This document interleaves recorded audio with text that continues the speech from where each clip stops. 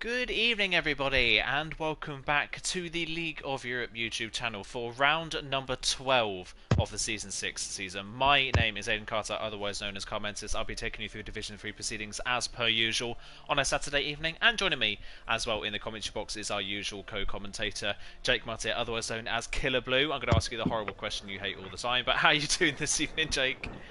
I'm doing well. I'm always doing well. I'm in a good mood. I'm very excited to get on with some Division 3 action because if you recall, last week was a bit of a mad one, wasn't it? Particularly those last 8-9 laps or so, with that late safety car and then the tragedies that befell our championship contenders Ariel Forza Brendan and XL Tin Can, and further tragedies which we'll come on to may well be befalling the latter today. But I think we're in for a very good race. I think we're in for a bit of a mad race once again because, as we'll talk about, the curbs here are absolutely lethal. And I think we're going to see bottles and penalties aplenty.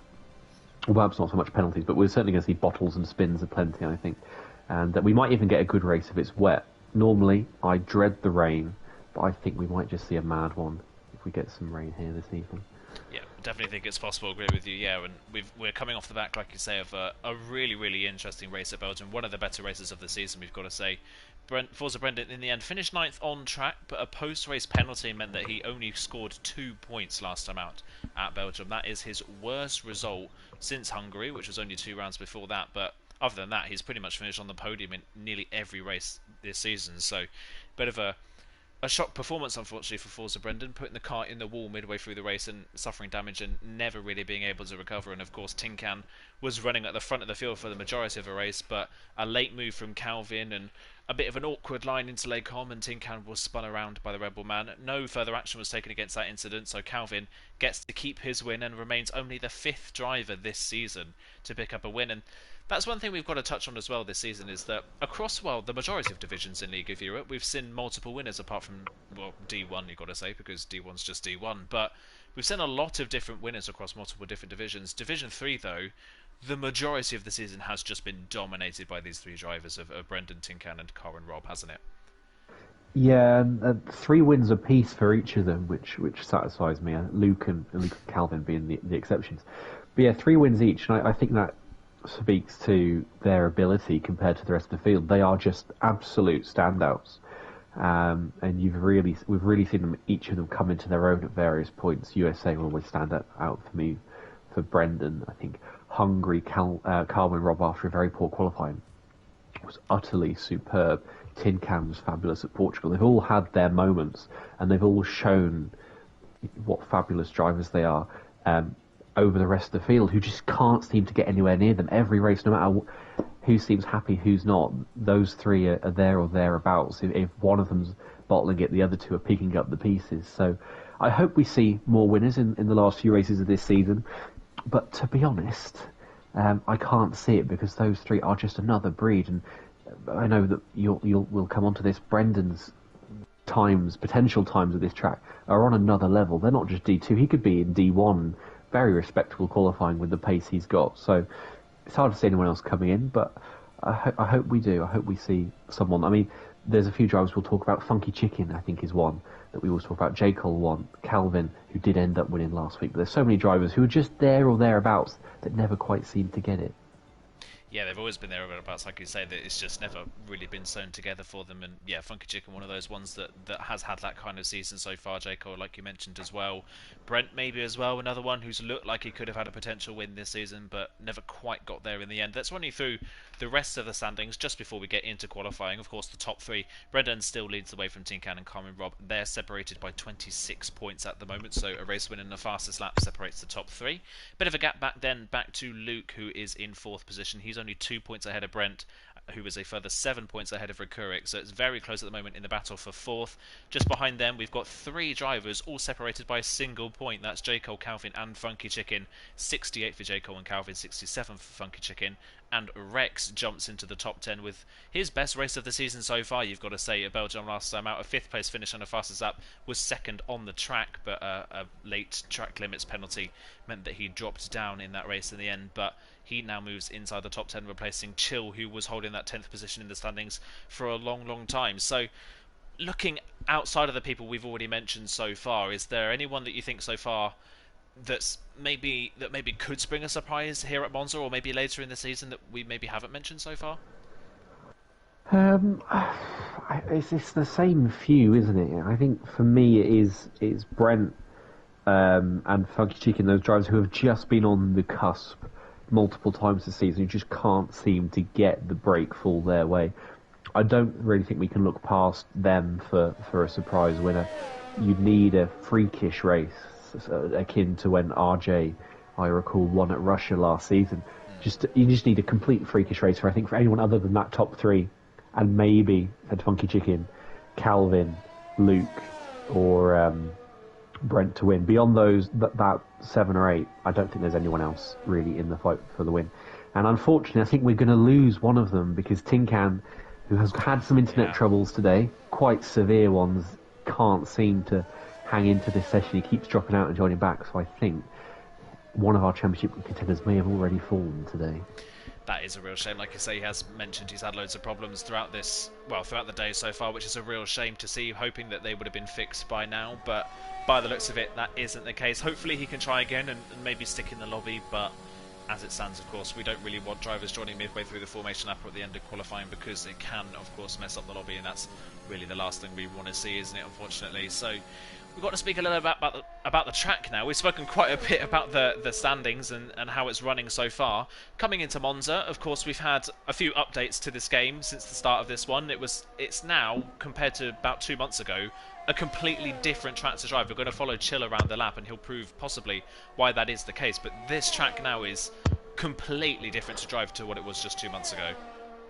Yep, and you'll see that on board with Chill in F1 2020. You could skirt right over these curbs, but you'll see every single driver just taking the red and white curbs, not being too aggressive, because those orangey sausage curbs will launch you right into the air, and you don't want to go anywhere near them. Turn 4 and 5 here, the Delarozier chicane. Very similar situation. You want to just kiss those red and green curbs. If you skit over them any much more, you could get bunny hop launched into the air, and that'll be your lap over, potentially your race in the race. So Ascari's a little bit nicer, but certainly those first 2 chicanes, absolute miserable things to drive over because it's so easy to make a mistake. And with how close the walls are here, of course it is a normal circuit, but the walls and barriers come very close to the edge of the track. Very easy for that to end in a DNF. Yeah, it definitely is. Like you say, and a lot of the corners as well are very, very high speed as well, as you can see Chill understeering quite heavily in the mid part through Ascari there, so not the best line through the third of the 3 chicanes, down to the Parabolica corner, otherwise known as the Michele Alboreto corner now as well, Curva Alboreto, but formerly known as the Parabolica. He rides around the corner now, turn 11 on the track, only 11 corners on this track, one of the longer tracks in terms of distance, but of course known as the Temple of Speed. You're running flat out for well over 70% of the lap here, so Chill goes to the top of the time sheets with a 20.4. Not a bad first run, but we are expecting people to be dipping into the 19s in this session, and we've got a few drivers out on the track on a set of medium compound tyres, not going for that ultimate pace lap on their first runs, maybe just saving a set of soft tyres for the race, or could be going for 4 runs in this session. This is one of those few tracks where that is possible. Yeah, you can do 4 runs because it is a short lap time-wise. As I say, very long in terms of distance, 53 laps in a full 100% race. It'll be 27 this evening. Chill set a really nice banker lap though there, hasn't he? A 20.4. We've come to expect the second half of this season for Chill to sort of rock up in 15th, 16th place. That's a really nice mark. Funky Chicken, his teammate smashes it though by 4 tenths per second, and our first championship contender is going to come across the line now. Forza Brendan, you mentioned 19s. He doesn't sneak into the 19s, and he doesn't go any quicker than Funky Chicken. Calvin does go quicker than Funky Chicken by 4 thousandths. So already our top 3 REL drivers split by just 4 hundredths per second there.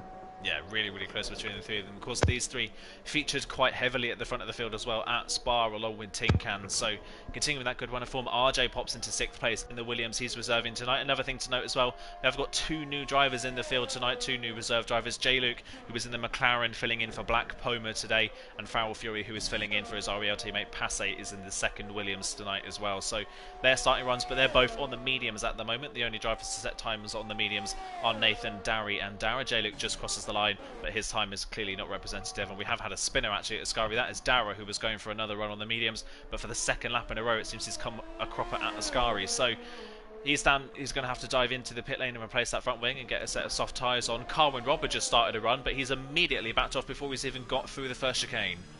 Yeah, he went over one of those pesky little orange sausage curves. The car was swung at a good 20-30 degrees there.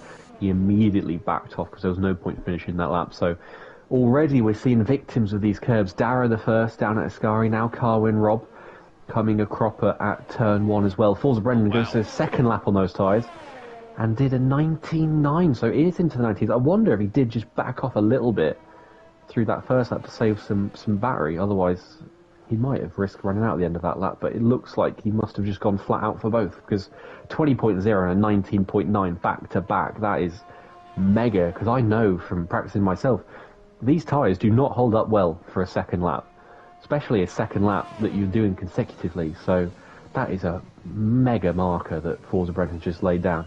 And we've got now a Red Bull front row, as we saw so much at AlphaTauri in D4 last season.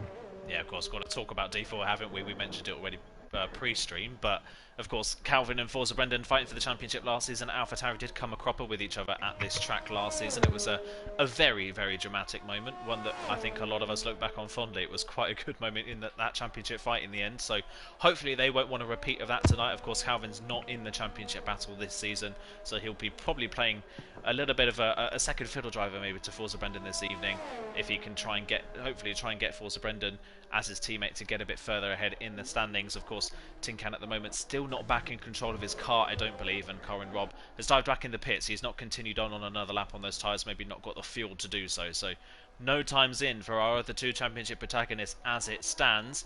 Just looking at the times so far, we're going to have a little bit of a break now between these outlaps now and when the next sort of runs come in, and beyond the usual top 3 suspects we say in qualifying, one standout so far has got to be RJ, hasn't it? RJ is not usually that strong in qualifying, I think he'll admit that himself, but 6th place so far, that's a pretty solid time.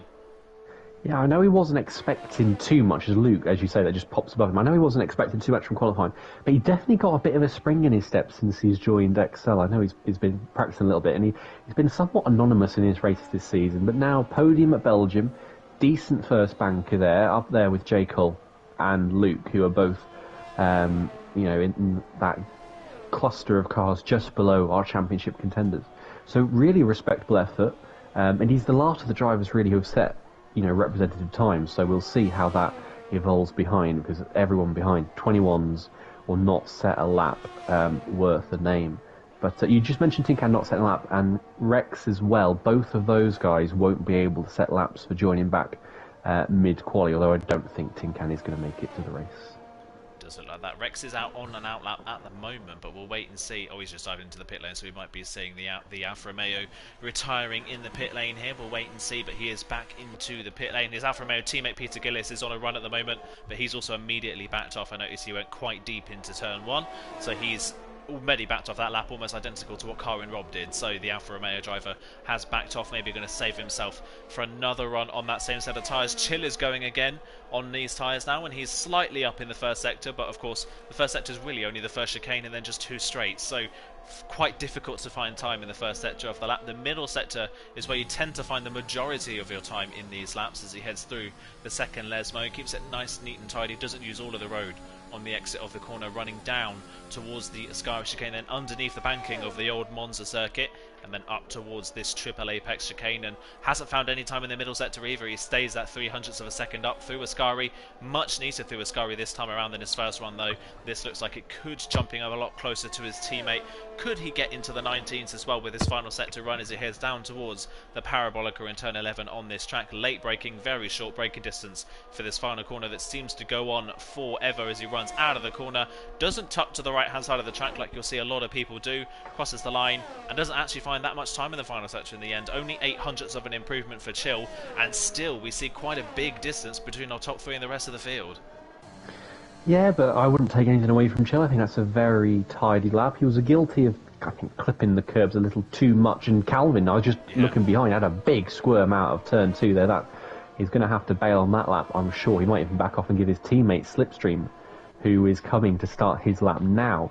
But yeah, it's a good effort from Chill. Someone who, as I said, has been anonymous for quite a few weeks. Sorry to jump in there, that's RJ. Who's that? Yeah. RJ's crashed. We talked that one up, didn't we? Oh, He did, yeah. He's just dropped it coming. I just caught the end of that. He just dropped that coming out of the De La Rocha chicane, clipped the gravel on the exit of the corner, and has dropped it and hit the wall. That is such a shame for RJ that he's not going to be able to improve on that 7th position at the moment. He's out of the session. That's our first retiree from the session, and Rex has just followed him, but that's of course in the pit lane. So 2 drivers out of this session already, and with Tin Can not in the lobby, we're already down to 14 people in this qualifying session as Nathan on his first lap goes into 5th, and then Carwin Rob now goes to the top of the timesheets, 0.004 of a second clear of his championship rival Forza Brendan. That's not the nice thing for Forza Brendan to see pop up when he's concentrating on his flying lap, is it? It's very easy to get distracted, especially when you're hurtling towards a Scarish chicane. He's 200s down, and I'm sure that Carwin Rob lap will be playing in his mind, but that was a really tidy, well hooked up a Scarish chicane. He'll ease the car to the left-hand side of the track, swoop in, pick up a nice late apex for Parabolica, as you say, Curva Alboreto now, and this is a really nice lap from Brendan. He's not improving too much, but his Sector 3 has been immaculate, and where's he going to go across the line? A 19.9, but he only improves by less than a tenth, and it's only half a tenth between himself and Carwin Rob. Chicken in there as well now into the 119s. 119.9 for Funky Chicken as well, keeping up with the top 2 at the moment. Calvin is going again on the same set of tyres, although he's not improved in the first sector so far. We'll keep with the Red Bull man as he's just run wide. Oh, and that's another one that has dropped the car coming out of the corner, and Calvin pushing hard on his second lap. Far too much speed carried through the first Lesmo, ran out wide, and on the Astro on the exit of the corner, just lost the car and went straight into the wall. No way he could have saved that. Absolutely none. I said these tyres don't really hold up too well for a second lap, and I think that's a classic example of it. He's just stretched the car, overexerted it too much at Lesmo 1. Luke diving out of the way to avoid the ghost and ends up running wide at Lesmo 2 for his trouble, so that really distracted the Ferrari's lap. Tin Can is back in the lobby. I don't suspect it'll be for very long, but yeah, that's the kind of mistake we've come to expect from Calvin almost, isn't it? Which is a bit sad to say this season, but he's had a lot of those moments. I hoped he turned a corner after Belgium, but the USA, he was blighted with those kind of errors, and again, another one here. Like I said, it's sad that we've come to almost expect it, really. Yeah, it is a shame, unfortunately, isn't it, for Calvin? He had such a stellar season in D4 last season alongside Brendan, and we kind of expected the same from him this time around, but the majority of his season, like you say, has been plagued with these issues of having the speed but not being able to put it together, whether that's qualifying or in race trim as well. So hopefully he can recover in the race, as Tin Can does leave the session, unfortunately. So that looks like it could be the end of the night, as J. Cole now crosses the line in the Mercedes. He improves by 0.2 of a second, and he jumps ahead of Chill and up into 6th position now in that Mercedes car. His Mercedes teammate Harry Nowak is not here tonight, so he's riding the solo flag at the moment for Mercedes in this qualifying session. Just looking throughout the field, gotta say, is there really anybody that we think is out of position at the moment? I think, well, we're not sure of what the pace is for Farrell Fury. He's down at the moment in 11th position. Dara may be one who's had good pace when he's reserved so far this season. Maybe a little bit out of position in that Haas. He is, but I'm going to say Brent, 5th in the championship, 14th in the order right now, 4/10 slower than Peter Gillis ahead of him, so he's got a fair chunk of time to find just to gain one place. But if he gains one place, he's likely to gain a few, because Darry, Farrell Fury, Darry, Peter Gillis, all very close together. Darry is someone who's had, all right one lap pace. He's not necessarily come together for him in the race, but to me, Brent is definitely the one that stands out, and he's got a lot of pressure on that last lap, because otherwise he's going to find himself very, very out of position, and he might have to do one of his classic sail through the madness to a 4th or 5th place if he's going to get any kind of good result there. Yeah, definitely. And of course, his battle at the moment in the championship is with Luco 5, who's currently 8th on the grid, only 2 points separating them in the battle for 4th at the moment. Battle of best of the rest, so he'll want to try and win out in that battle. Darry is the furthest along on his final run. Hasn't found any time in the first sector in that McLaren, but he's now 2.5 tenths up in the middle part of the lap, so this could put him a bit higher inside the top 10 at the moment, closer towards the likes of Chill and Jaco if he can nail this final sector. It was nice and clean through Ascari, and then down in towards the Parabolica of the final corner. J. Luke has just started his first proper run, I think, on the soft compound tyres, and his final one in the session as well. So Darry around the final corner, tucks it to the right hand side and dives into the pit lane. Interestingly, Darry into the pit lane at full speed. He does have enough time to go again, but that could have been a solid improvement for him, and he's decided against setting the time. Dara has continued on with his lap, and he's gone back up into 7th place, which is more akin to maybe where we're used to seeing him now. Yeah, really nice lap from Dow there. I wonder if Darry's got his sights set on 11th place. He's not going to keep it if that is the case, because Foul Fury was a good half a second up coming through the middle sector, but he had a very scruffy Ascari. He ran completely off track at the exit Parabolica, lifted just about to hold his place, or keep the lap invalid, sorry, but he lost 2/10 in the final sector there, so that could have put him up with Darragh and Chill. J. Cole maybe even towards Nathan if he'd nailed Ascari, but bit of a scruffy final sector there for Feral Fury. Yeah, like you say, a scruffy final sector, and now not really enough time, well, no time left in the session for Feral Fury to improve on that, so 9th is the best that he can hope for in the session. Peter Gillis has just started his final run. We'll ride with J-Luke though, but J-Luke on his return to LOE has invalidated on this run, so he's not going to be improving at the moment. He's clearly backing off, saving some fuel, ready to go for another run to finish off this session as our top 3 now all start to head out of the pit lane. Everybody, very reminiscent of real life, everybody is heading out of the pit lane at the very same time, so we've not really seen so far any slipstream tactics from any teammates really in this session. You've got to say that the ones who could have banked on it happening with would be the Red Bulls, and Calvin's now out of the session. We've not seen anybody try the slipstream strategy, which I find very bizarre at a track like Monza. Yeah, Funky Chicken and Calvin is the one that stands out to me that I think would have done that. Certainly the 2 Red Bulls, but of course that's in the mud now with Calvin's retirement. But yeah, I thought I agree with you. I think we would have seen someone try it, and the Aspens are the ones that stand out to me. Of course, a lot of drivers, so many drivers missing. A lot are missing their teammates, which is a big part of the problem here. But who's our furthest along on the flying lap? Nathan did just improve into P5 on a 20.0, 5 thousandths short of Calvin. That was a really nice lap from him. Luke's on a lap. He's 900s up coming through the middle sector. It'll gain him a little bit as Darrag's switched intermediate for some reason, I can see on my screen. Little short of the apex there for Luke, but he'll tuck in, not too much, but he comes to the right-hand side of the track, short dash to the line. Where's he going to go? He improves by a 10th, but it does absolutely nothing for him. He's still in 9th place there. Yeah, 9th place at the moment for Luke 05, then the best that he could muster in that Ferrari, so not great for Ferrari at the moment in terms of the manufacturers battle. Of course, Ferrari do lead the way at the moment, but not by much over Red Bull, and Forza Brendan still holding provisional pole as everyone now starting their final runs in the session. Peter Gillis did back off his lap. He wasn't invalidated, but I think he made a mistake at the De La Roggia chicane, so he's backed off. 13th is the best that he can hope for in the session. Brent did go for a lap and invalidated, so Brent is still yet to improve on 14th place, and we've got a lot of people that have finished this session very early as it stands, so still waiting for some drivers to set their times. Darry and Brent on another run as well, but let's ride with some of the people at the front of the field. Funky Chicken was a 10th up, but he's invalidated towards the end of his run, so he's not going to be improving on 3rd place on the grid. We'll see what the time could have been from him, and it would have been a 19.923. That would have put him on the front row, but not onto provisional pole. Carwin Robb's on his run, so is Forza Brendan, but Forza Brendan will be the closest to the end of his lap. Where can he put that Red Bull? Can he extend his lead at the top of this session, or can Carwin Robb steal it away from him in the dying depths of the session? Forza Brendan around the final corner of the Parabolica and up towards the line. The Red Bull crosses the line, and it's a 19.6. What a brilliant lap time that is from Forza Brendan, finding 2.5 tenths of a second. Carwin Robb crosses the line, and he can't find the time. He only improves by 4 hundredths of a second. He stays on the front row. But what a final run that was from Forza Brendan to find that amount of time around Monza with no help at all from any other cars. That is a brilliant time from Brendan. That is a gauntlet and a half to throw down, isn't it? Remarkable lap of the season.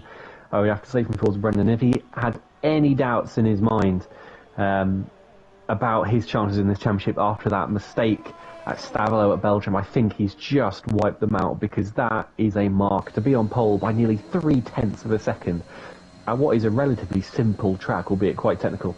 Just 11 corners, most of it, as you say, over 70% full throttle, and he's on pole by nearly over a quarter of a second. That is remarkable. But Carwin Robb in good stead for the race in 2nd place. He'll get a nice drag or slipstream down to turn 1, I should hope, for him. Calvin did well to hold on to 5th, didn't he? And I want to give a shout out to the battle for 2nd, a 10th and a 1 and a third tenths between Rob, Chicken, Luke, Calvin, Nathan. Fabulous. Yeah. fabulous stuff. Like you say, it's going to be a very close session, but here are the final results then for qualifying. Brendan on pole position and Carmen Rob. How many times have those two been on the front row together this season?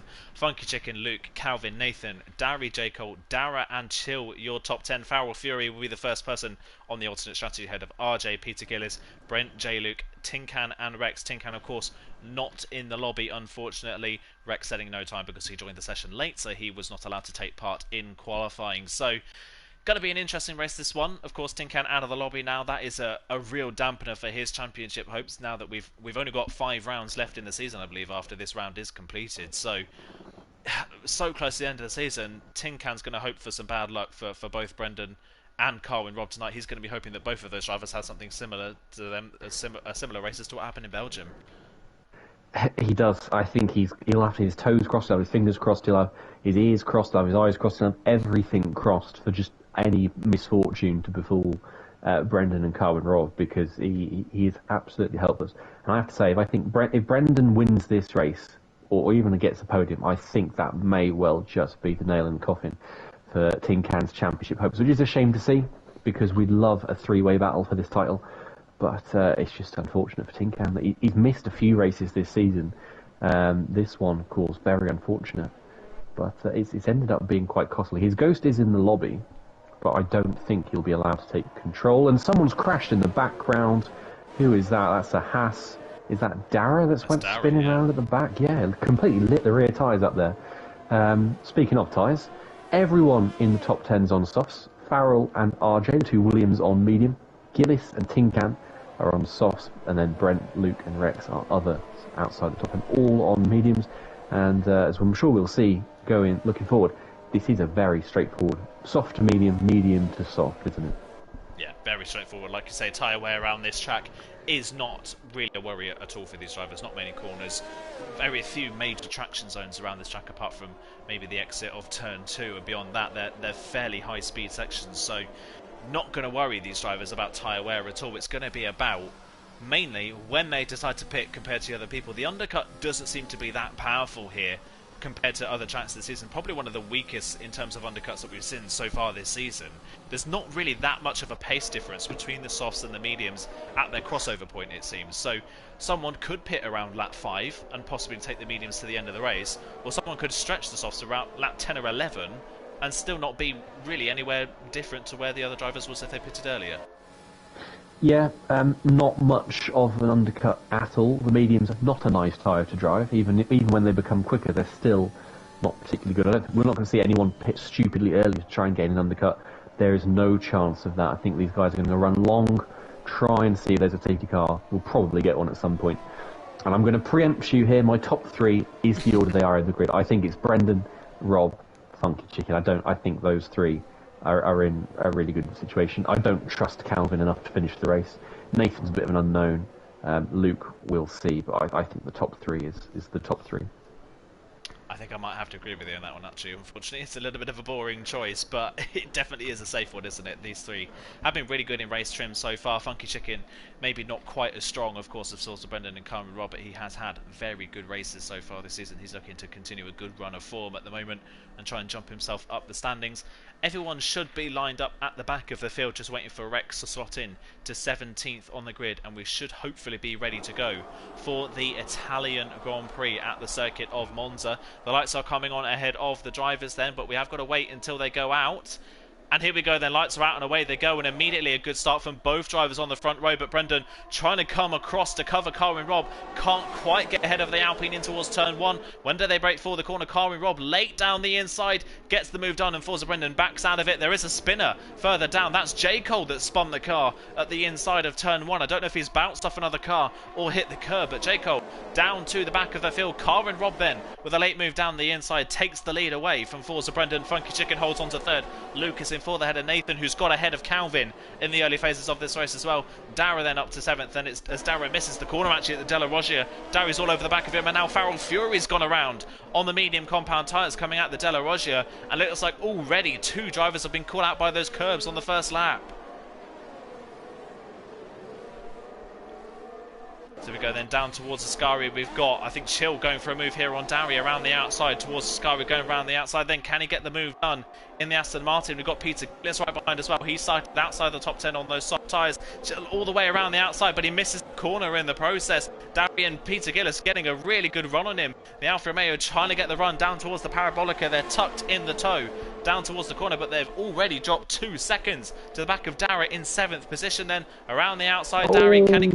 Peter Gillis gets cut off on the inside of the corner, almost has to go completely off the track to avoid an incident. That's going to allow Brent and XORJ to get the move done. Darry's into the pit lane for some damage, it seems, so he is out of the running in that sense. And now Peter Gillis trying to get the move back on Brent down towards the first corner. He's going to duck to the inside line. Can he brake late enough against the AlphaTauri? No, he can't. Brent's got to hold on to the place, it looks like, although Brent does go a little bit deep into the corner, and then he's going to force... they're still making contact on the exit. Yeah, forcing up on the exit of the corner. And yeah, Brent just clearly running Peter Gillis completely out of room. No driver really wanted to give an inch there. That was one of the most bizarre incidents I've ever seen. Peter Gillis could have just lifted off the throttle a little touch.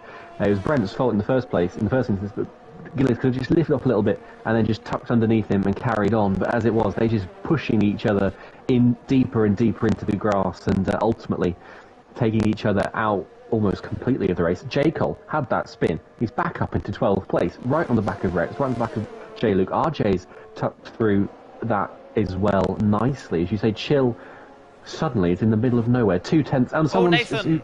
Nathan's round Ascari there.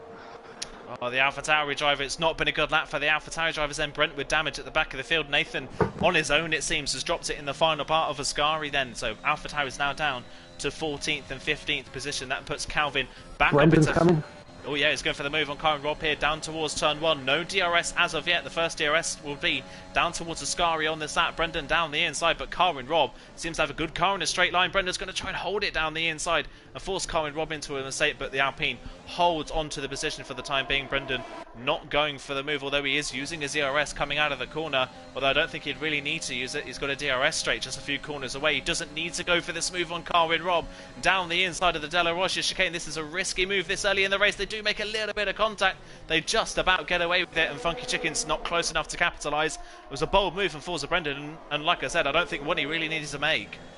He did not need to make the move into turn 4. The one into turn 1, I have more sympathy for. It is a little half-hearted. He seemed to back out of it and then realise, actually, no, I can make a move here, and then end up going for it. And now I'm going to close my eyes and hold my breath, because Ascari is a very short braking zone. Brendan looks right, he looks left. They're side by side into the apex, but Karen Robb has to back out of that one. And now, and a huge snapper on for Brendan, and Brendan's round as he just about holds it. That's fabulous car control. Karen Robb's through. Funky Chicken's through. And now look at the run Funky Chicken's got towards Karen Robb. These are all going to have DRS. The Alpine is going to be so vulnerable. But what car control from Brendan. Nearly slams into the back of Funky Chicken there. And Luke is just watching all this going on, hoping he can pick up a couple of places. Amazed he held on to that, like you say. This is bringing Calvin back into the fray as well. He was 2 seconds back. He's starting to close back in as Forza Brendan down the inside of his relentless teammate, and they're closing in so quickly on the back of Karen Robb. He has to cut in between the two of them. Down towards the corner, Karen Robb really late on the brakes on the inside, but Brendan around the outside. Looks like he could hold on this one, but almost similar to Brent and Peter Gillis there. They make contact, but this time around Karen Robb smartly backs out of the move, but that's going to allow Funky Chicken in the Aston Martin to go around the outside. But can he now get the run on Brendan in towards the Della Rogia? I don't think he's close enough. Brendan's going to hold the lead, although Funky Chicken sticks his nose down the inside. That was never going to work. That was a day late and $1 short, and for no reason at all, Funky Chicken's just dropped himself completely out of the running. That was madness, and we're just looking as he saw his cars fly by him. RJ and J. Cole somehow up into 6th, from J. Cole spinning on lap 1 and RJ's qualifying. So much action in the first 4 laps, but what on earth was that from Funky Chicken? He just hung a wheel in there, hoped something was going to happen, and somehow, a lap after he nearly retired from the race, Forza Brendan is back in the lead with a 1 second lead. Remarkable. Yeah, really remarkable. Luke holding steady at the moment in third position. I think just watching the carnage go on around him as it stands, counting his lucky stars, he's not been involved in it at the moment. Karen Robb has been able to stick close enough to Brendan to hold the DRS range for the time being, and Brendan, I think, was using a bit of his ERS just to try and break away. It hasn't been able to do so. Luke is there. Calvin's managed to get back within DRS range of these guys, and now RJ and J. Cole run side by side down towards the first corner. J. Cole with a DRS is going to breeze past the Williams in towards turn one. Nothing RJ can do, but RJ and J. Luke, the only drivers at the moment, are competitive on those medium tyres. Rex is detached quite heavily from these guys as it stands. The two Alfa Romeos on their own in 10th and 11th as it stands. Another one that spun, by the way, in all that carnage was Dara running in 6th place. He dropped the car all on his own at Ascari, very similar to what happened to Nathan, so he's now down at the back of the field having made a pit stop. So much has gone on that we've missed so far in this race, and now it's looking like at this point in the race, Brendan's got the pace, he's trying to pull away, and now Luke is starting to close in just ever so slightly on the back of Colin Robb. Yeah, and Brendan's trouble here is he used so much overtake just to try and get that lead back and hold on to it, that he now won't have much to defend with. The Colin Robb comes out, and Colin Robb has a 15% excess or so over his championship contender, and Brendan is still using it, trying to get out of the area. If I was him, I'd try and be a bit more strategic and save where I can, and except I'm not going to get out of DRS, and use it down the straights to try and keep Colin Robb at bay, because now he's not broken it. Colin Robb is in DRS for the long haul, and Brendan's just going to have to hope, and Colin Robb is just going to sit in, I think. And we're going to see some action around the pit stops for the time being. I think Brendan's got a slight pace advantage, but obviously the DRS for Robb will balance that out. So I think we're just in a bit of a holding pattern for these guys up front. Really nice for Luke, though, sitting in third place, and Calvin, who's coming towards them a little bit as well. And Chill, God bless him, in the middle of absolutely nowhere right now with a 4-car train on his tail. Yeah, two Alfa Romeos running side by side through the first chicane, and Peter Gillis is going to hold on to the place, but Rex on the medium tyres gets a better run out of the corner and is going to breeze around the outside with his Alfa Romeo teammate. Although they are still fighting, this doesn't really seem to be a battle they need to be fighting. They're on completely different strategies as they run down towards the Della Roggia chicane, but the inside line with Rex. He bounces over the curb, though. That is the problem with those curbs. Turned in too early, hit the curb, flew in the air, bounced into his teammate and spun the car. Peter Gillis had to cut the inside of the second part of Della Roggia, got away with it. But that is the problem with the new curbs. If you run side by side, you've got to give each other the room, and Rex just turned in too early and caused problems for both of them. I wouldn't particularly say that's either's fault predominantly. I think they were both as much of an idiot as the other there. But yeah, that illustrates nicely why these curbs are so awful and why it's so hard to go side by side, particularly into that second chicane. 3-second penalty for Peter Gillis to cap off a miserable lap. We've got a yellow flag. Is Dara's DNF? Is that going to be some kind of SC? I don't think so. It would have popped up by now, as Colin Robb very much in Brendan's tracks now with the DRS, and I wonder if we're going to see a change for lead very soon. I want to shout out to Luke. He's doing a really good job to hold with what are questionably the quickest two drivers in this division. Calvin is our first pitter, and he's got onto the medium tyres. Yeah, no surprise there with the strategy that Calvin has gone for. He'll come out in comfortable amounts of clean air, down in 13th position. He was about 1.5 seconds behind Luke before his pit stop, so we'll wait and see what kind of inroads he can make on the Ferrari at this point in the race. But Calvin just was starting to get a little bit detached from the top three before that pit stop. Early pit stop as well, lap 6. We talked about lap 5 probably being the earliest of these drivers to come in, the earliest kind of pit window. Lap 6 quite early, especially considering as well that Calvin wasn't really under any pressure from the drivers behind. Yeah, undercut, we said not very powerful. Even though if you want to try something different for the sake of trying something different, I don't think that was really on for Calvin. I mean, we'll look at the gap. It's increasing this lap through the middle sector. He is slower than his teammate leading the race, so I'm not sure it's going to come off. And if Luke can just about hold on to Brendan and Rob, and Brendan's coming to pits, Colin Robb's going to follow him in there, Luke as well. They've all reacted to Calvin. I'm not sure they needed to, though. No, I don't think they needed to either. I'm surprised that we saw Luke come in. I thought Luke would be the one to try something a little bit different and go a bit longer, but they've all come in on the same lap just before they came in as well. Colin Robb had a massive ERS advantage on the Red Bull in front of him. It was about 15% for Forza Brendan. Colin Robb was already back up to 70, so he had a massive ERS advantage, but at the pit lane they come in the same order. They come out of the pit lane just with Rex. They actually come out of the pit lane. Brendan's going to be just behind the Alfa Romeo coming out of the pit, so his key focus now is to try and get past that Alfa Romeo as quickly as he can. He's got a good run out of the first chicane, but I don't think it's going to be close enough down towards the De La Roggia to get that move done. And in fact, I don't know if Calvin's had to change a front wing or something in that pit stop, or whether he's made a mistake somewhere. I think he must have made a mistake, because he is now behind J. Cole and way down at the back of the field. Maybe Calvin did have front wing damage. He must have done, because I can't see why else he'd be right down there. And I was just looking at Brendan chasing Rex. He thought about it to De La Roggia, learned the error of his ways from a couple of laps ago. But this is bringing Carwin Robb really into play, and Carwin Robb, big moment out of Lesmo too, just about holds on. Peter Gillis and Nathan are trading places up ahead, and here comes Brendan on Rex for 7th place, and Carwin Robb's going to have to sit behind him all the way down towards turn 1, and may even longer, because Rex is going to have DRS on the back of Brendan here, who runs wide on the exit of Ascari. That could be a warning for the man. But in fact, Rex is letting Carwin Robb go, is he? Yeah, he's lifting off for the Alpine man. Wow. Not wanting to get involved. Yeah, like I said, doesn't want to get involved in that one at all. So through goes Carwin Robb. That is much easier than he maybe thought that was going to be. And still Carwin Robb has a pretty big ERS advantage here on Forza Brendan. Is he going to think about the move? He's using his ERS down towards the first chicane. Brendan is trying to break the toe in towards the first corner. Carwin Robb's going to be close, but he's not close enough this time around. But didn't use his ERS down that straight. So clearly Carwin Robb at this point in the race is just hanging back from the Red Bull and pacing himself at this point in the race. Chill and Calvin side by side as Chill comes out of the pit lane then. Really close battle here at the moment for what is a net 4th in this race. It's Chill that looks like he's just going to win out. Calvin almost running into the side of him, NASCAR style, trying to side draft off the side of the Aston Martin.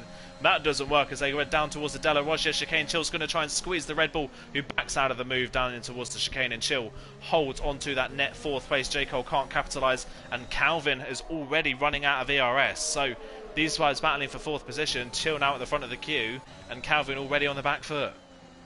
This is such a relentless track. It's awful to sit in a train here, because the track is so narrow and you're at such high speed, it feels almost claustrophobic. It's awful when you're fighting another car, because there's just no room to think or to breathe. We've got a yellow flag. Luke is out of the race. Rex out of the race as well. They've collided somewhere. We've got a full course safety car. RJ's missed the pit lane entry. Funky Chicken and J. Luke plunge in. Nathan's coming in. RJ is past safety car though, so everyone will be held to a delta, so I don't think this will hurt RJ too much. But what on earth happened there between Luke and Rex at Ascari? Because they're both strewn some way down the track. I didn't see what happened, unfortunately. I wasn't on board, so the only thing I can assume is that one of them lost the car and the one in behind just managed to run into the side of them. That's the only explanation I can think of for that incident. What that safety car has done, though, of course, is bringing everyone back together. Funky Chicken, in all of that, has managed to jump 3 cars in all of that. He's jumped Chill, Calvin, and J. Cole in the pits. He was comfortably behind a lot of them after his spin earlier on, so that safety car, that very well-timed safety car, has brought Funky Chicken right back into play. And, well, I'm very intrigued to see where RJ comes out in this. If he comes out ahead of Funky Chicken or behind, because they were in very close company on track. So if Funky Chicken is where he is, I have to assume RJ is going to jump right up, either just ahead or just behind of that Aston. And it's played beautifully into his hands, hasn't it? Just by staying out that little bit longer. But the thing for RJ is he can't pit for softs. He's going to have to pit for hards. And I have no idea how they feel, but I'm going to assume they're absolutely terrible based on how bad the mediums are. Yeah, I assume that is the case as well. J. Luke is the one at the moment on the hards. Farrell, Fury and Brent at the back of the field are also on the hards, but I wouldn't be surprised if we do see them into the pit lane at some point to put on a set of medium compound tyres. RJ then into the pit lane from the lead of the race. Where will he come out when they come out of the pit lane? Of course, they'll still be all held to a delta, I think, until someone's caught. And actually, he's on softs. Yeah, he's going for the softs. Wow, okay. So RJ going for something bold, maybe hoping that the safety car's going to stay out for a while. And with the field spread we've got, that does look like it could be the case. We could be running under the safety car until maybe the start of lap 14 at the latest, I would say. So while the tyres may be slow towards the end of the race, it's not out of the question that he could get them to the end on percentage wear, and he's actually managed to come back out onto the track in 3rd. That has played beautifully for RJ at this point in the race. And he could well cause some problems for Brendan and Carwin Robb, because I think he'll be unquestionably quicker. Said the mediums are not a nice tyre. It takes a long time for them to get anywhere near the pace of the softs in terms of an undercut. So RJ's going to have some serious pace at this restart. He's going to have a lot more confidence through turns 1 and 2, especially if Brendan or Rob's tyres are anywhere slightly cold. So I'm very excited. I hope RJ's racy because I want to see someone get in with these guys. I don't want to just see the Rob and Brendan show. I want to see Funky Chicken in there. I want to see RJ in there because Funky Chicken, of course, is on fresher tyres as well by, albeit only one lap, but it could pay a little bit of dividends later on. It might just help him hang with those guys a little better, or 2 laps fresher. Sorry. So, I think RJ and Funky Chicken can get in and amongst this. They can fight for this win.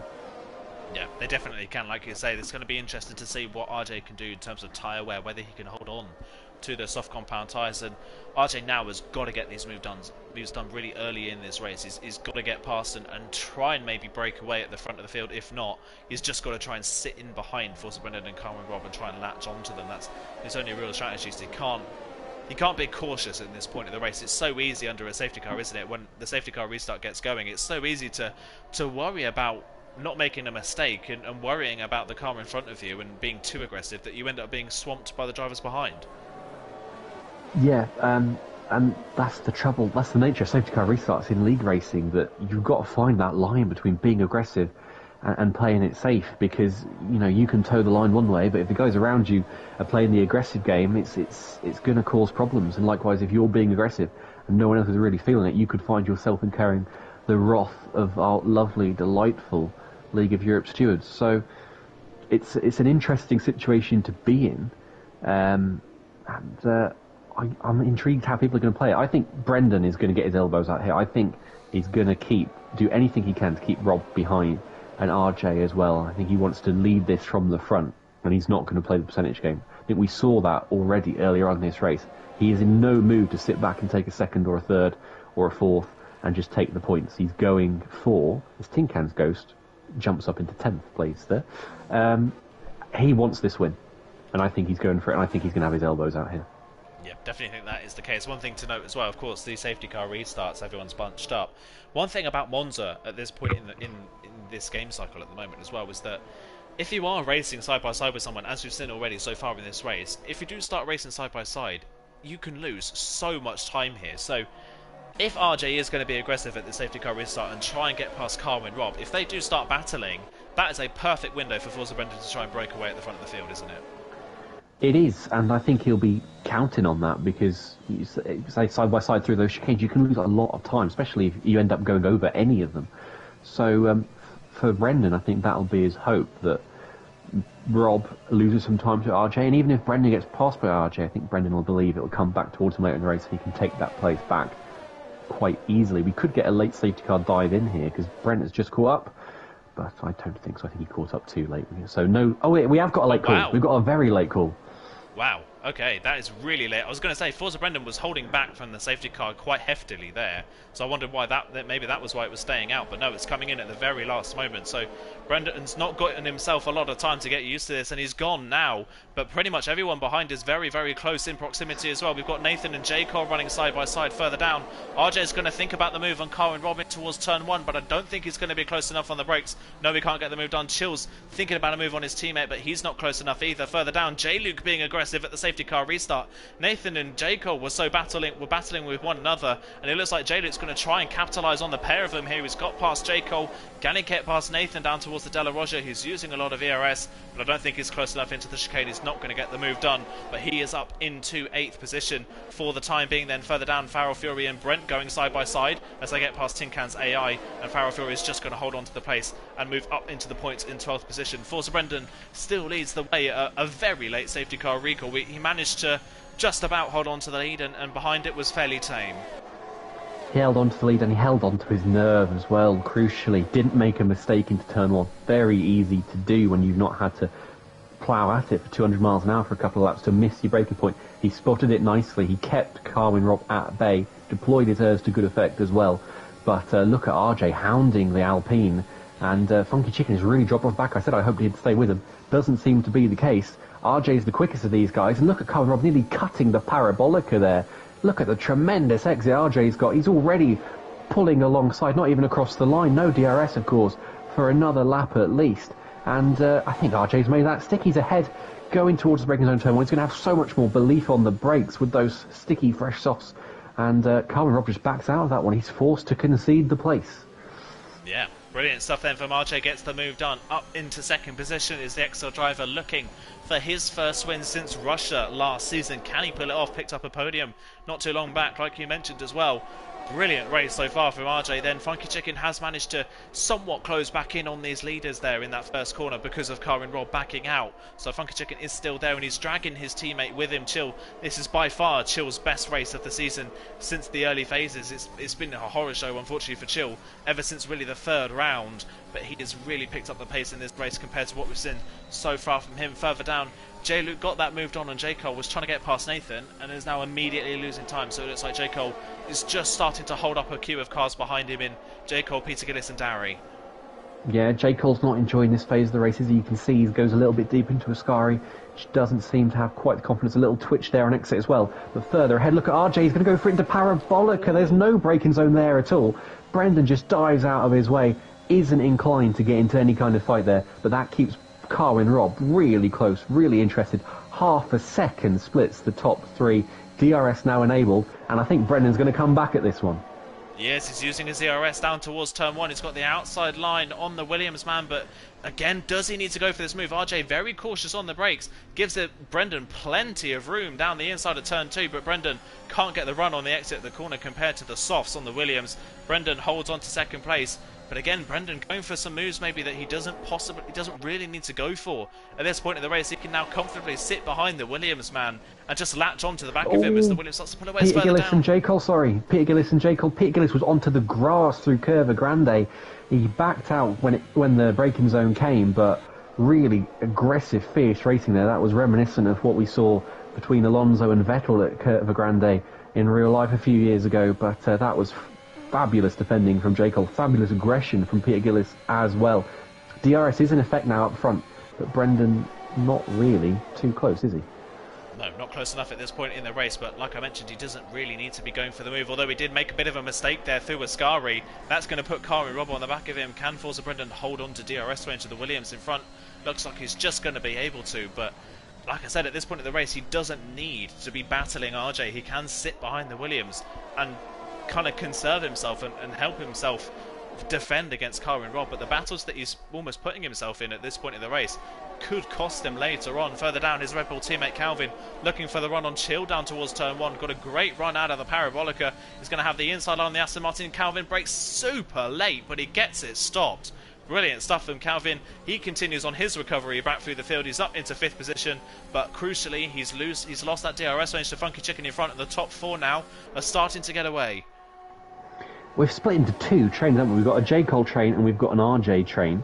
And I think Calvin, if RJ's tyres start going off before Brendan gets past, I think we're going to see Calvin, Chill, Peter Nathan Gillis really pull towards them. Peter Gillis, yes, sorry?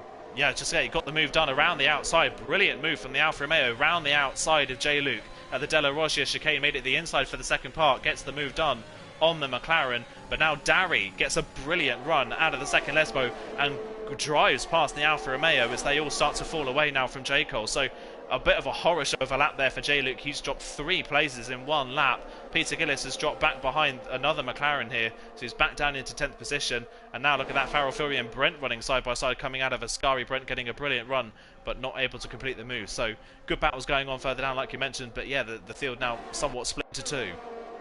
Calvin into DRS on the back of Funky Chicken, but he's broken away from Chill, and he's completely dumped Chill and Nathan, who haven't managed to follow him into this train. Speaking of Nathan, here he comes. He's got DRS. Chill has nothing, and Nathan's going to make a textbook move into turn one. Chill isn't inclined to fight him. He'll tuck inside, hope that Terry can drag him along to this lead group, which now contains RJ, Brendan, Rob, Chicken, Calvin. No one further than 6/10 back at the moment, and Nathan putting on a bit of a show today. He's got some really strong pace underneath him today.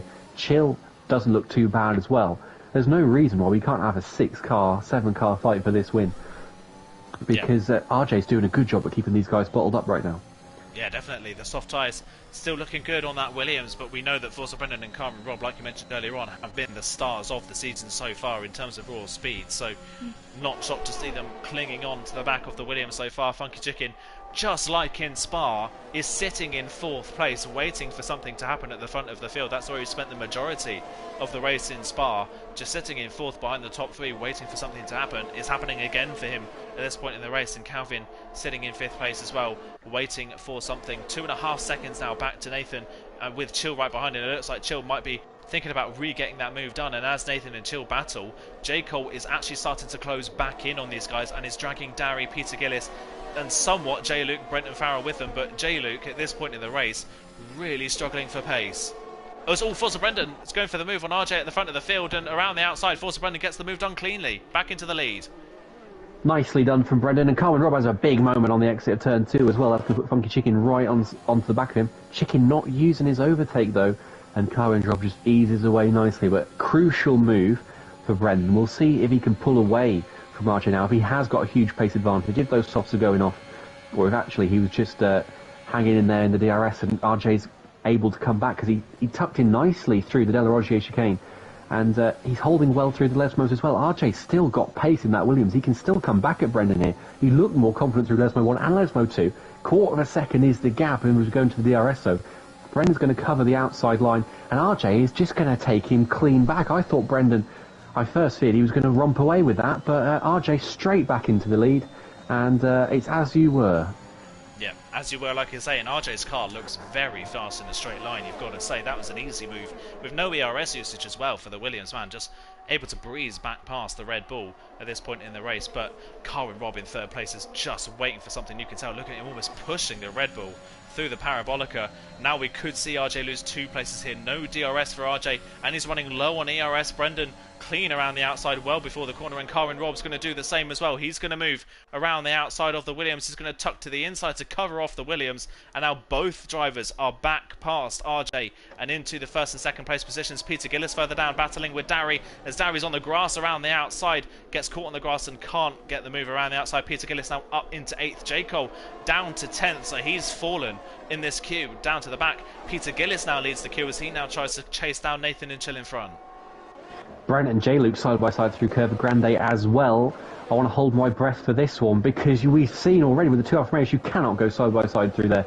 J. Luke has to back out of it, loses another place, and look at Farrell Fury as well, looking very interested towards Lesmo 1, but you can't get past there. Peter Gillis gets another penalty for running wide at the first Lesmo, but we've got a really sort of disconnected field now. The gap between Nathan and Calvin, nearly 4 seconds, and you look how close Brendan, Rob, RJ are, line astern. It's like they've got a string pulling them around together. They're magnetised to each other, those 3 right now. Brendan's lead going into Parabolica, 0.2 of a second, less than that actually, got less than 4 tenths covering the top 3. How close do you like it?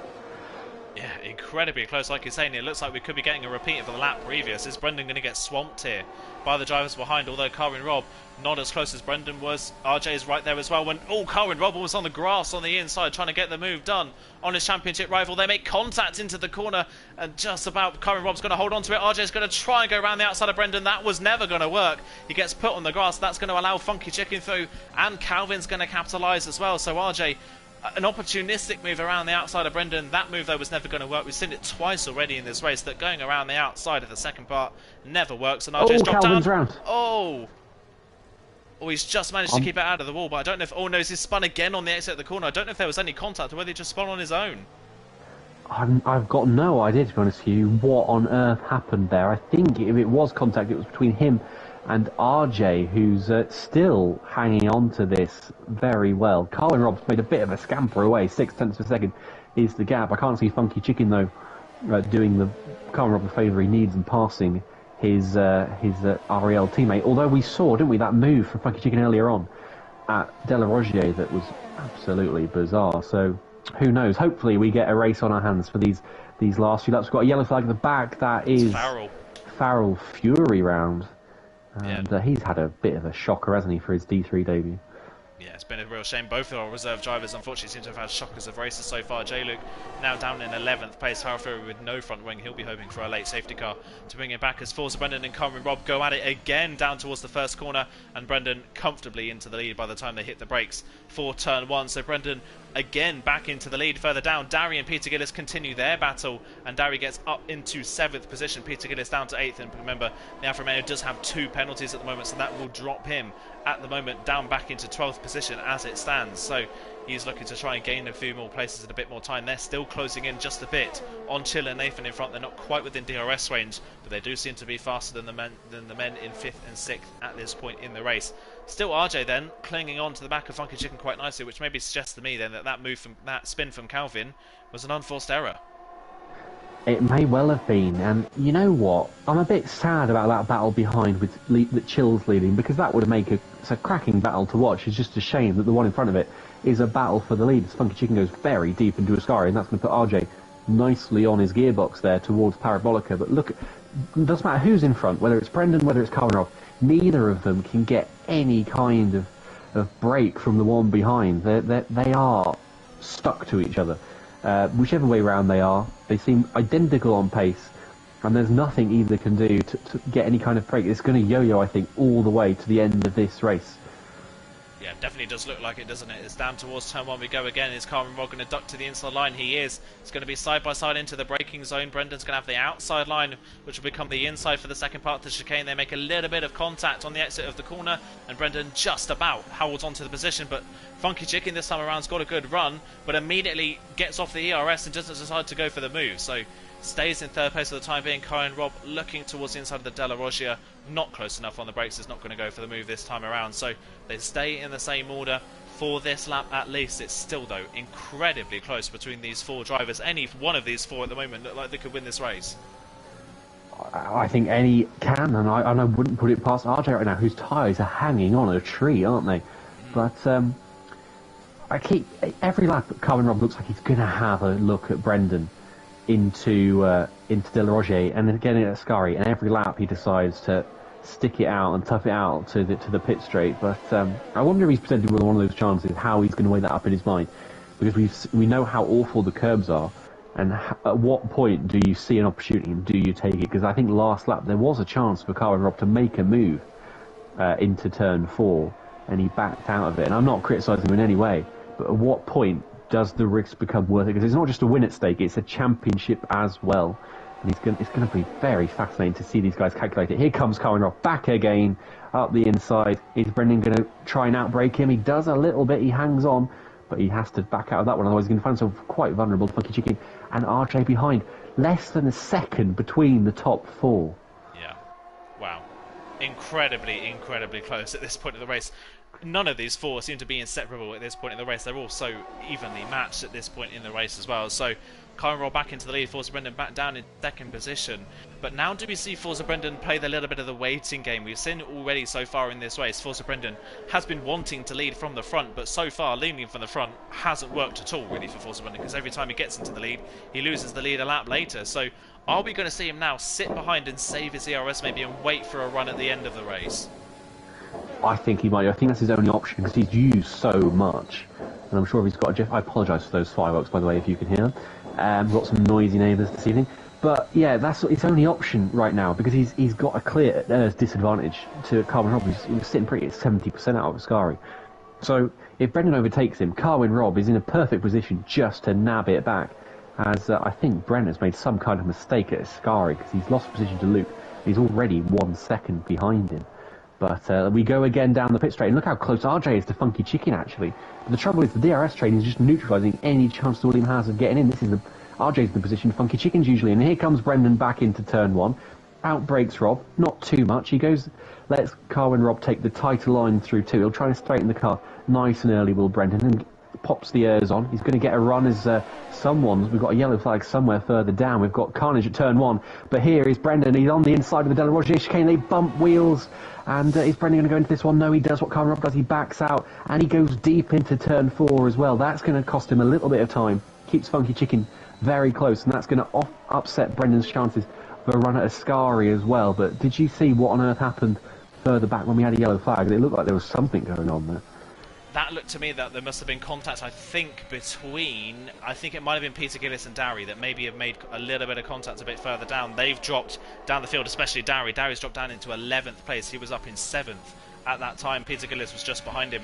Jacobs managed to get past, but they had caught Nathan and Chill at that point. They've now all been separated from Nathan and Chill again. So something I think must have happened between the Alfa Romeo and the McLaren. J-Luke's managed to get up there as well. So Peter Gillis down into 8th, Darry now down into 11th position, and J. Cole back up into 7th, trying to get back within DRS range of Nathan and Chill in front, who are still battling over position. And now, in fact, the battle between the leaders is so intense that they're now not pulling away from Nathan and Chill. Nathan and Chill are matching the pace of the leaders. Here comes Forza Brendan again down the inside towards turn 1. This time around, he's much further ahead into the braking zone. Nothing Carwin Rob can do. Forza Brendan's back into the lead, and Carwin Rob loses the rear of the car. That's going to allow Funky Chicken down the inside through the Curva Grande and up towards the Della Rocha chicane. A brilliant run from Funky Chicken. That's what he's been waiting for this entire time. He's been waiting for a mistake from one of these drivers. Carwin Rob loses the rear of the car on traction, and Funky Chicken is there to take full advantage of it. How much does Funky Chicken want to win this race? Because he's got a chance. The earth between him and Brendan isn't too close. Crucial mistake from Carwin Rob. An unforced error like we saw from Brendan last week, like we saw from Tin Can, well, not last week, 2 weeks ago at Belgium. And Funky Chicken's got a huge chance to win this race now. He's got DRS over Brendan. He can save his ears over the next lap. Go hell for leather into turn 1 on lap 27. Because Brendan, I don't think he's going to get away with DRS, but Funky Chicken locks up into Ascari, has some huge rear lock-in. And just like that, it's gone. And like that, Carwin Rob's got a penalty. And like that, I think Forza Brendan may just have won this race. It's definitely possible, isn't it? Let's look at Carwin Rob around the outside of the Parabolica. That's a bold move if he can pull that one off. Funky Chicken's going to have a bit more traction on the inside, but they're still side by side. Coming down towards the first chicane, Carwin Rob's got the DRS and more ERS around the outside. He's not derating as of yet, so Carwin Rob is back into second place on the road. Funky Chicken's going to try and refight this one, but he can't do so. He stops back into third position, but Carwin Rob's penalty at this point will drop him off of the podium, and that will give even more impetus to Forza Brendan in this championship. Now Forza Brendan has something that he can use, which means he doesn't have to fight so hard at this point in the race. Funky Chicken's low on ERS, Carwin Rob with a penalty. Forza Brendan doesn't need to risk anything now. He can let Carwin Rob go, and if he's plays this well, I'd let him go into turn 1, follow him around, pick up these DRS towards the Ascari on the last lap, and do it that way. I mean, he'll want to win on track, of course, we all will, but when there's a championship at hand, you'll take the win, however you get it. Gary Donegan certainly does. But we've got so has RJ got any chance here, do you think, of a move? He's certainly on course for a podium now thanks to Rob's penalty, but there's no way through for him. I mean, Funky Chicken's struggling through Ascari last couple of laps, but I do feel a bit sorry for RJ. He's done really well on those softs to make them work as well as they have, and he's just been in that position Funky Chicken has been in so many times. I remember at France, at Belgium, where you're just watching the three ahead of you fight away, and there's just no opportunity for you. Yeah, like I said, no opportunity. Funky Chicken is derating, so is that a chance for RJ, who's got a good run out of the Parabolica, but again, the DRS range just neutralising any effect that he may have. Carwin Rob down the inside to the first chicane. As expected, Forza Brendan doesn't fight it. He allows Carwin Rob through. Carwin Rob leads the race on track, but Forza Brendan on penalties looks like he's going to win this race unless he picks up a penalty himself. Touch wood. We might see Funky Chicken or RJ still pick up this win at the end of this one. RJ, yeah, just the DRS train's just putting off any chance of him possibly stealing away a second place finish. But either way, it'll be another podium from RJ. And like you say, ever since he's joined Excel, he's been on a real high. It's been a real good performance from him, and I'm astounded he's managed to get 15 laps out of a set of soft compound tyres and is still ultra competitive. Yeah, he's been marvellous, hasn't he? I think if things went a different way, he could have easily held on and won this race. He just had it's just these trains can go one way or another sometimes, but take nothing away from him. He's going to get another podium here if he doesn't crash at Ascari, because it's always a possibility at this track. But no, safely through, and what a performance from Forza Brendan. What relentless keeping his head, composure under pressure. Relentless wasn't a pun, but it is true. He has had a magnificent season, and he's doing it again, isn't he?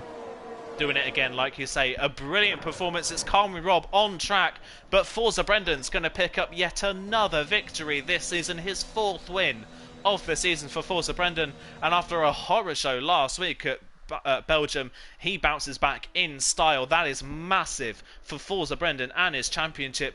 Could Monza be the turning point in the season for the Red Bull man? Funky Chicken picks up another podium. He's second in this race. That's going to jump him up a few places in the standings as well.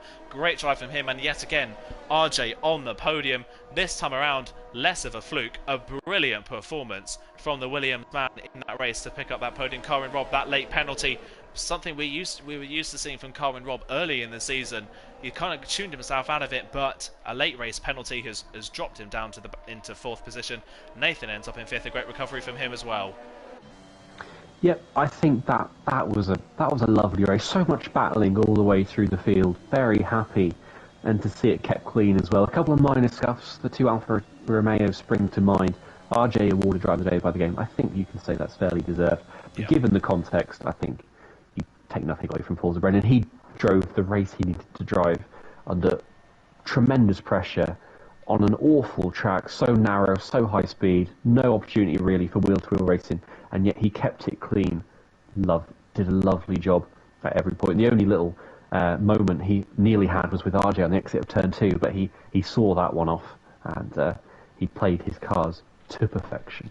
He did, yeah, and it's another win for Forza Brendan this season. Funky Chicken on the podium alongside him, and from 12th on the grid, RJ back on the podium again in that Williams' second podium of the season. Carwin Robb and Nathan round off the top 5. The rest of the results then, it's J. Cole in 6th position ahead of Chill in 7th. Chill's best result in a long time in that Aston Martin. J. Luke on his debut in 8th place in the end. He struggled for pace, but he managed to get a pretty decent result out at the end of that one. His McLaren teammate Darry in 9th position. Brent rounds off the top 10 with Peter Gillis and Calvin. The final points finishes in the end. Peter Gillis with 3 penalties. Farrell Fury in 13th ahead of Tinkan, whose car was in AI mode the whole race, so he will not be. He unfortunately isn't classified in this race. Luke, Rex, and Dara, your 3 retirements from this race. My co-commentator has had to leave, unfortunately, so thank you to Jake for joining for the stream tonight. We've got some of our finishers, for some of our podium finishers in the party with us tonight. So let's start off with our race winner. Forza Brendan is in the party, and fair to say, Forza Brendan, you were not too pleased with yourself, I think you say, after Belgium. What a way to bounce back. How are you feeling after that one? Very sweaty.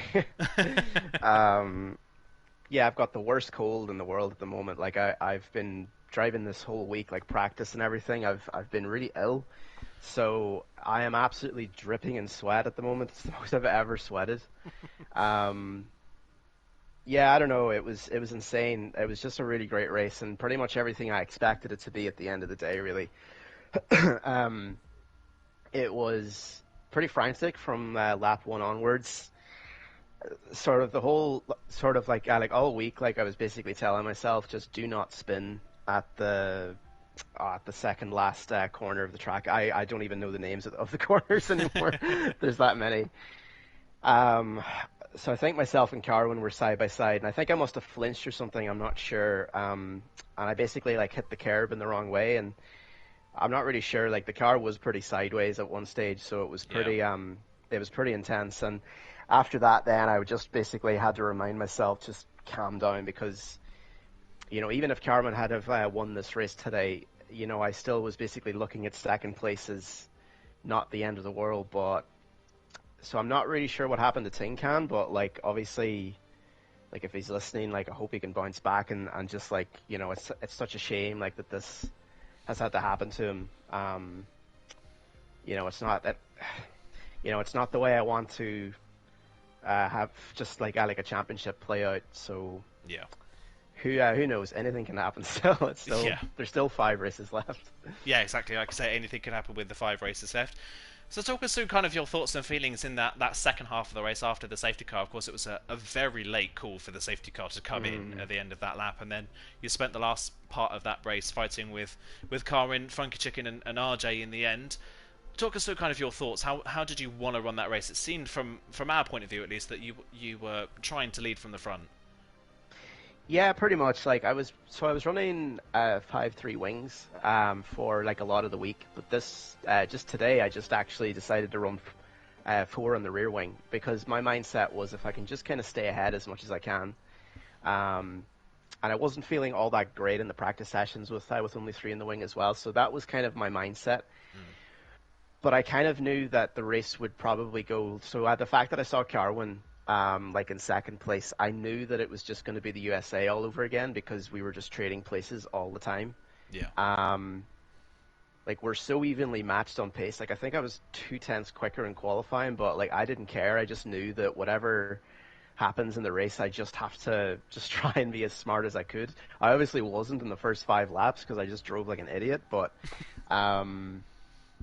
it was just one of those races, yeah, where it was just really when there's people that are so evenly matched on pace, the slipstream is just everything, and if you can't break it, then you're gonna have a tough time. But like obviously Chicken and Alec and RJ done a great job as well. They hung in there. I don't know how RJ managed to last on the soft tires as long as he did. It was hectic. It was just, yeah, I'm just tired. I just don't know what else to say anymore.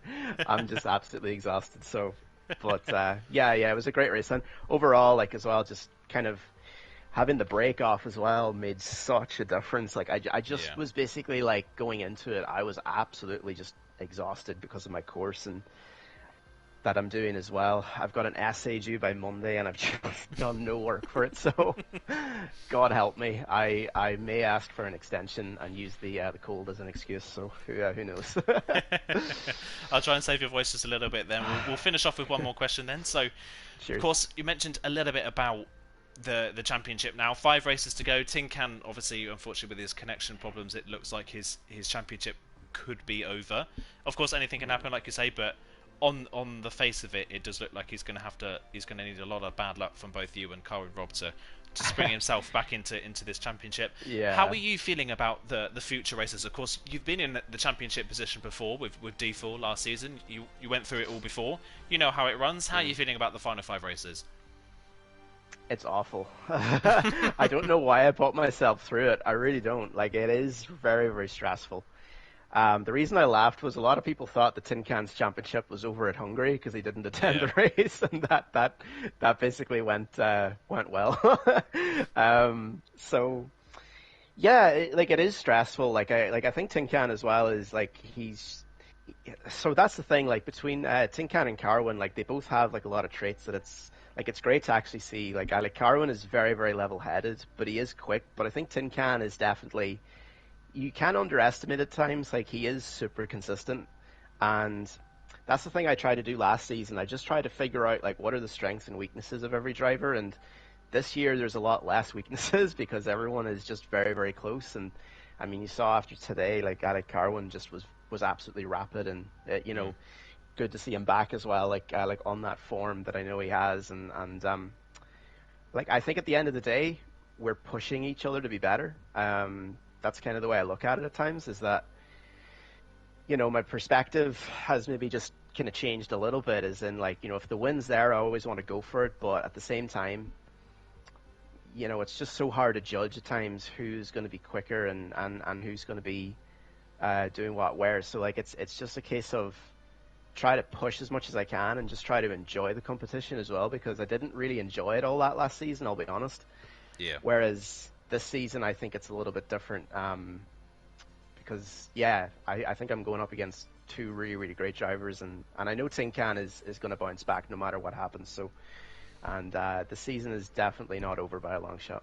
Yeah, and that's a good mentality to have as well for the rest of the season. You don't want to start lacking now at this point in the championship with 5 rounds to go. So great to talk to you. We'll help you save your voice, and hopefully you can have a nice cold shower after that one. Congrats on your 4th win of the season. We'll see you maybe in the comms booth this time next week after Imola. Congratulations on that one.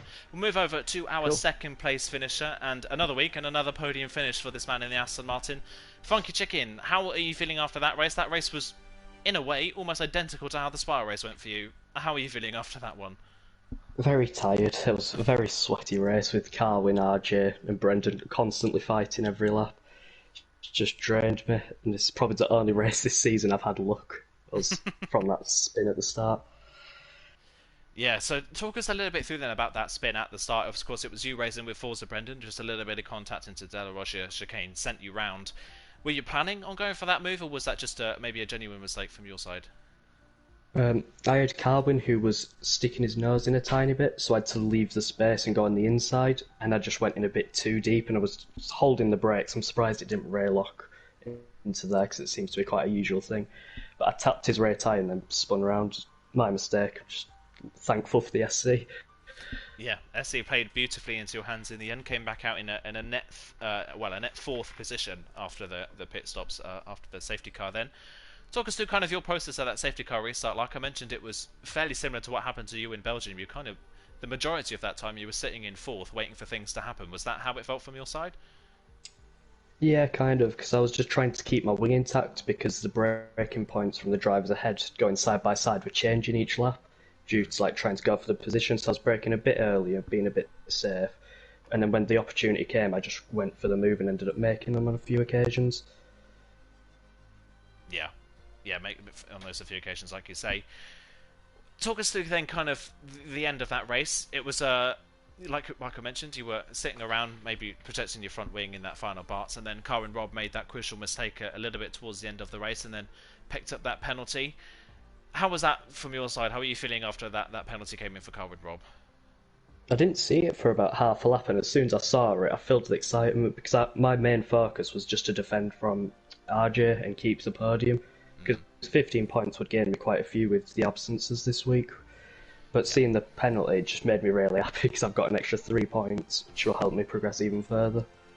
Yeah, definitely help you progress even further. Like I say, you're in that battle with Jacob and Calvin, and they both didn't have the best of races today, so that's you, I think, up at least one position in the championship standings. Looking at the rest of the championship for yourself, how are you feeling about the rest of the races, and where do you think you can end up in this championship? Feeling quite confident after today because I thought I was going to mess up and end with a low point scoring just because of the nature of this track after the update. And with all the wheeler tracks coming up, I genuinely feel like I could push for maybe a top 4 or a top 5 overall. Yeah, definitely a possibility. Like you say, Luke obviously retiring from this race, and Brent not scoring too highly in this one as well will put you closer to that battle for fourth in the standings. So all starting to come alive a little bit for you in for the rest of this championship. But congrats on another podium for this season, and hopefully we'll see you back here in the near future as well when one of the latter races. We'll hopefully see if RJ is in the party. We'll just double check and see. RJ, are you there? I can hear you. Looks like brilliant. Looks like your mic issues might be sorted. Fingers crossed. Hopefully it holds up for the rest of this one. But another week and another brilliant drive from yourself. I mean, we'll get into it, but to start off with, what a brilliant race from yourself. Was the start of the race was brilliant. Of course, passing all of those drivers in the carnage that ensued in the early laps. Where did you think in the early phases of the race you could have realistically ended up?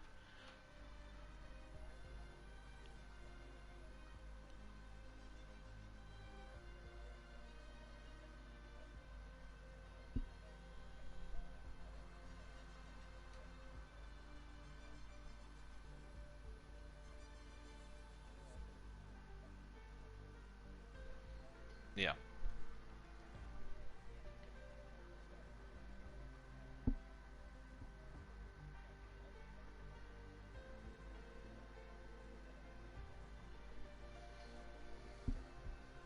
Yeah. Just a heads up, by the way, RJ, it seems like we can't hear you on stream, unfortunately. So, are you just able to hopefully rectify that one?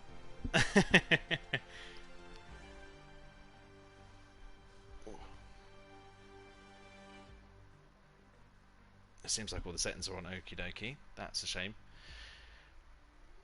Well, we'll continue on with the interview anyway, and we'll see if people can hear you. Hopefully, maybe just turn the settings on and off.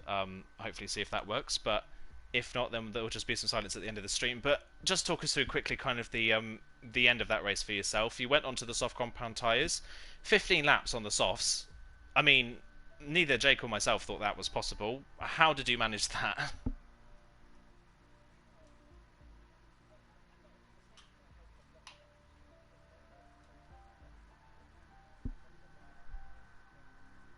Oh, wow.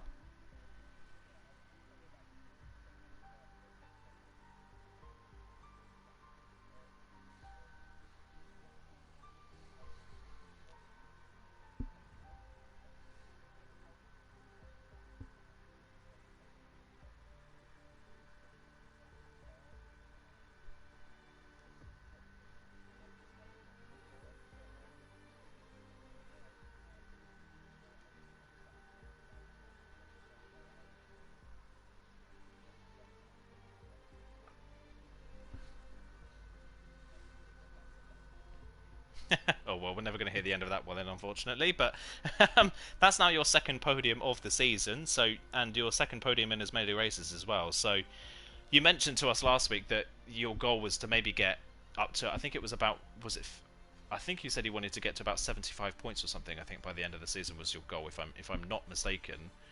You're very close to that already. You're getting up there quite quickly, and ever since you joined Excel, you seem to have had a real boost in confidence and in pace. So, is that target still the same, or do you think you can go even higher?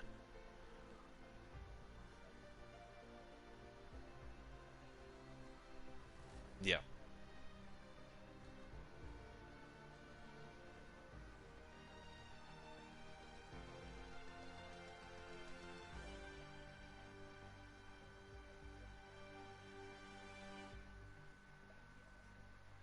Fingers crossed then, hopefully you can get to that 10th position. So thank you for joining me in the party, and congratulations on your second podium of the season. Hopefully we'll see you back here very soon as well. And that is it for the stream today, guys.